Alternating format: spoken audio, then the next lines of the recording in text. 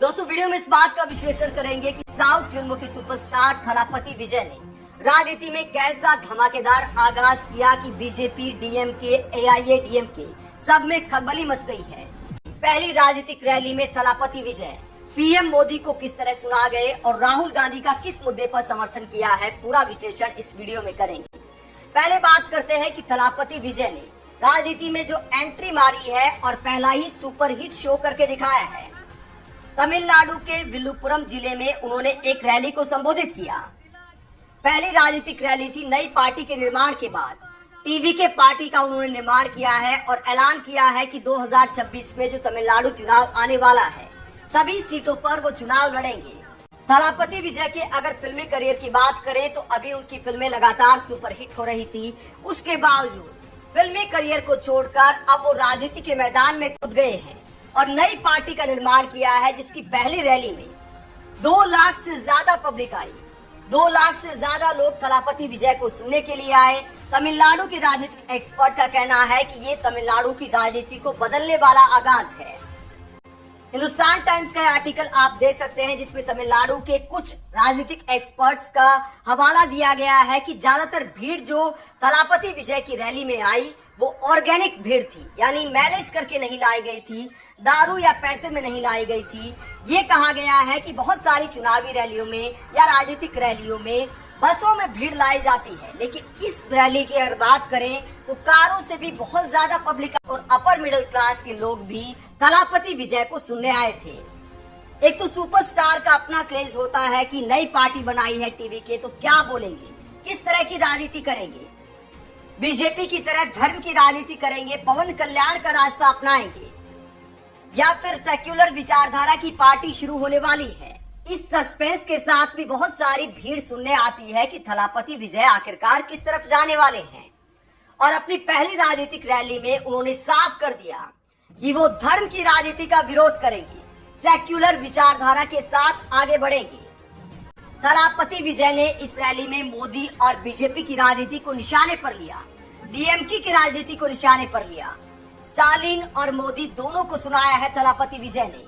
BJP और DMK की राजनीति का विरोध करते हुए विजय ने साफ कहा कि मेरे 2 दुश्मन हैं, एक राजनीतिक विरोधी है और एक वैचारिक विरोधी। राजनीतिक विरोधी के तौर पर उन्होंने डीएमके का नाम लिया, जिनकी तमिलनाडु में सरकार है, और वैचारिक विरोधी के तौर पर उन्होंने बीजेपी का नाम लिया, जिसकी धर्म की राजनीति की विजय ने साफ तौर पर इस रैली में आलोचना की। डीएमके पर निशाना साधते हुए विजय ने कहा कि ये जन विरोधी सरकार है जो द्रविडियन मॉडल का ब्रांड दिखाने की कोशिश करती है, लेकिन ये लोग हमेशा फांसीवाद के बारे में बात करते रहते हैं। ये एक ऐसा समूह है जो मुखौटा पहनकर लोगों को धोखा देता है और सभी क्षेत्रों में छुप जाता है। उन्हें पहचानना आसान नहीं है। वही बीजेपी पर विजय कहते हैं। फिर एक और समूह है जो नफरत की राजनीति में लिप्त है। वो दुष्ट हाथी की तरह अधिक आसानी से पहचाने जा सकते हैं। मैं अपने करियर की पीक पर सिनेमा की दुनिया छोड़कर आया हूँ, सिर्फ आप लोगों के भरोसे पर, और अब पीछे मुड़कर नहीं देखना है, क्योंकि मैं एक टारगेट लेकर आया हूँ। तो स्टालिन की सरकार पर भ्रष्टाचार का आरोप लगाया विजय ने और बीजेपी को दुष्ट हाथी की तरह बताया, जो सांप्रदायिकता फैलाने का काम कर रही है। ये आरोप लगाया है विजय ने और कई मुद्दों पर और भी बीजेपी का विरोध किया, जैसे कि राज्यपाल के पद के दुरुपयोग का मुद्दा उठाया और उसे खत्म करने को बैक किया कि राज्यपाल का पद होना ही नहीं चाहिए, क्योंकि तमिलनाडु में जो स्टालिन की सरकार है उसको भी परेशान करने का आरोप लगाया जाता है। और भी कई राज्यों में ये माना जाता है कि राज्यपाल चुनी हुई सरकार के काम में अड़ंगा डाल रहे हैं।